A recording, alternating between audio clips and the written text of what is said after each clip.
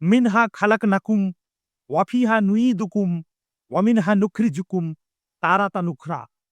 প্রিয় ভাইরা, কবরে আমরা মৃত ব্যক্তির উদ্দেশ্যে এই দোয়াটি পড়ি। আসলে এটিকে একটি দোয়া নাকি কোরআনের কোনো আয়াত? আসুন এ নিয়ে কিছু আলোচনা করি।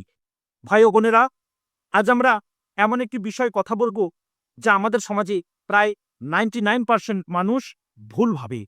এটি এমন একটি ভুল যা কবরস্থানের সামনে দাঁড়িয়েই ঘটে চলেছে সারা জীবন।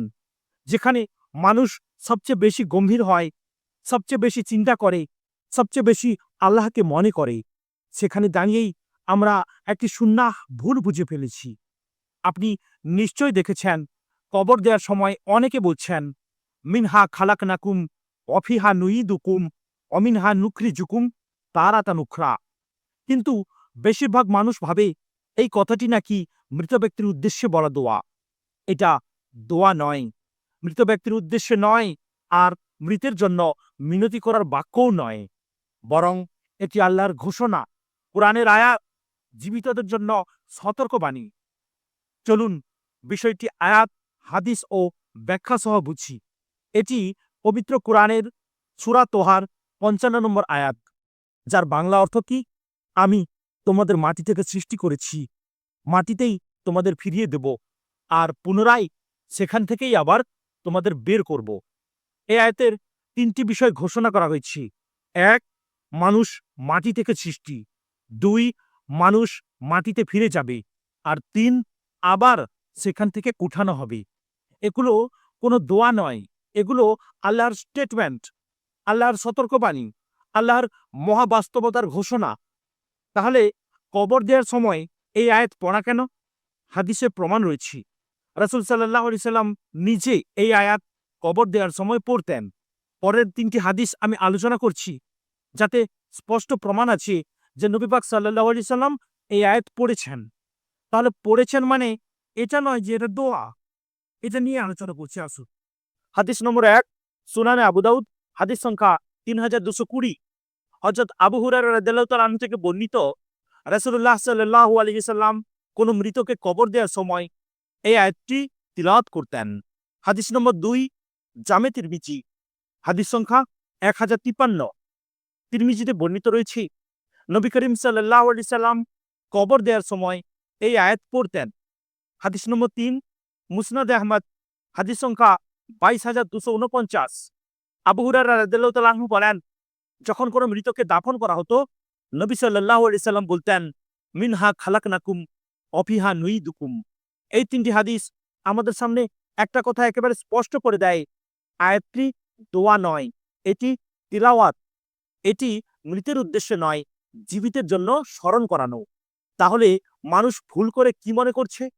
বেশিরভাগ মানুষ ভাবে এই কথাটি মৃত ব্যক্তিকে বলা দোয়া। আবার কেউ কেউ ভাবে দোয়া যেহেতু নয় তাই পড়াই যাবে না। দুই ভাবনাই ভুল। ভাই, পড়তেও হবে। আবার পড়ার সাথে সাথে যদি আপনি মনে করেন যে এটা একটা দোয়া, মৃত ব্যক্তির জন্য আমি কিছু দোয়া করছি, তার ভালো করছি, তার ভালো চাইছি, আল্লাহর কাছে তার নাজাত চাইছি, তার মাগফিরাত চাইছি, এই সমস্ত ভাবনা কিন্তু ভুল। এটা দোয়া নয়, এটি পড়া সুন্নাহ। কারণ রাসূল সাল্লাল্লাহু আলাইহি সাল্লাম পড়েছেন। এটি মৃতকে উদ্দেশ্য করে নয়, এটি জীবিত মানুষদেরকে স্মরণ করানোর জন্য। তাহলে দোয়া কোথায়? দোয়া আলাদা। রাসূল সাল্লাল্লাহু আলাইহি সাল্লাম মৃতের জন্য যে সমস্ত দোয়াগুলো করতেন সেগুলো বলছি, শুনুন। হে আল্লাহ, তাকে ক্ষমা করুন। হে আল্লাহ, প্রশ্নোত্তরে তাকে দৃঢ়তা দিন। হে আল্লাহ, তার কবরকে জান্নাতের বাগান বানিয়ে দিন। এইগুলো দোয়া। আর মিনহা খালাকনাকুম, এটা কোনো দোয়া নয়, এটা একটা তিলাওয়াত। তাহলে একটা প্রশ্ন আসে না ভাই, যে নবী পাক সাল্লাল্লাহু আলাইহি সাল্লাম কেন এটা পড়তেন? কারণ এটি জীবিতদের মনে করিয়ে দেয়, তুমিও আসবে এই মাটির নিচে। তোমার অহংকার, দুনিয়া, গাফিলতি সব শেষ হয়ে যাবে। তুমি মাটি থেকে এসেছো, আবার মাটিতে ফিরবে, আবার সেখান থেকে উঠবে। এ কথা যেন ভুলে না যাও। এটি জীবিতদের আত্মাকে ঝাঁকুনি দেওয়ার আয়াত। তাহলে ভাই, এ থেকে আমরা কি শিক্ষা নিলাম? মিনহা খালাকনাকুম কোন দোয়া নয়, এটি আল্লাহর আয়াত। সুন্নাহ হিসাবে এটাকে পড়া যাবে। এটি মৃতের উদ্দেশ্যে নয়, জীবিতদের জন্য নসিহত। মৃতের জন্য দোয়া আলাদা করে করতে হবে। আমার এই ভিডিও বানানোর উদ্দেশ্য হলো এই যে কিছু, কিছু ব্যক্তি বলছেন, এটা বলা যাবে না, এটা সুন্নাহ বিরোধী। তাদের উদ্দেশ্যে বলি ভাই, অবশ্যই বলা যাবে।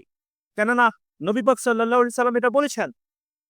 এক জায়গায় নয় ৩ টা হাদিস আমি প্রমাণ দিলাম যে এটা বলেছেন। কিন্তু আপনি যদি মনে করেন যে এটা মৃত ব্যক্তির উদ্দেশ্যে করা, মৃত ব্যক্তির নাজাতের জন্য করা, মৃত ব্যক্তির মাগফিরাতের জন্য করা, আল্লাহর কাছে তার উদ্দেশ্যে আমরা দোয়া করছি, এই ভাবনা থেকে বেরিয়ে আসুন। আর যারা এটা সবসময় বলে আসছেন, তাদের উদ্দেশ্যেও বলি যে আপনারা এভাবে ভুল বুঝবেন না। এটা অবশ্যই বলুন, কিন্তু নিজেদের স্মরণ করুন যে আমরা একসময় এই মাটিতে আসবো। কেননা আল্লাহ পাক বলেছেন আমরা মাটি থেকে তৈরি হয়েছি। আর এই মাটিতে একবার ফিরে আসবো। এই কবর আমাদেরও হবে। এই কবরকে স্মরণ করুন। শুধু তাই নয়, এক সময় অর্থাৎ কিয়ামতের সময় আমরা এই কবর থেকে আবার উঠে আসবো। ৩ টে জিনিস আল্লাহ পাক বলেছেন। আপনি মাটি থেকে তৈরি হয়েছেন। আপনাকে এই মাটিতে আবার যেতে হবে। অবশেষে এই মাটি থেকে আবার আপনি উঠে আসবেন। এটা আল্লাহ পাকের ঘোষণা। এটা আল্লাহ পাকের সতর্কবাণী। তিনি বলছেন যে কবরকে স্মরণ করো। দুনিয়ায় এত ফিতনাবাজি নয়, এত অহংকারী নয়, এত জালিয়াতি নয়। প্রিয় ভাইরা, আল্লাহ পাক যেন আমাদের সকলকে সঠিক বুঝার তৌফিক দান করেন। আমিন। ভিডিওটি ভালো লাগলে একটি লাইক করবেন, কমেন্ট করবেন এবং অবশ্যই চ্যানেলটিকে সাবস্ক্রাইব করবেন। আসসালামু আলাইকুম ওয়া রাহমাতুল্লাহি ওয়া বারাকাতুহু।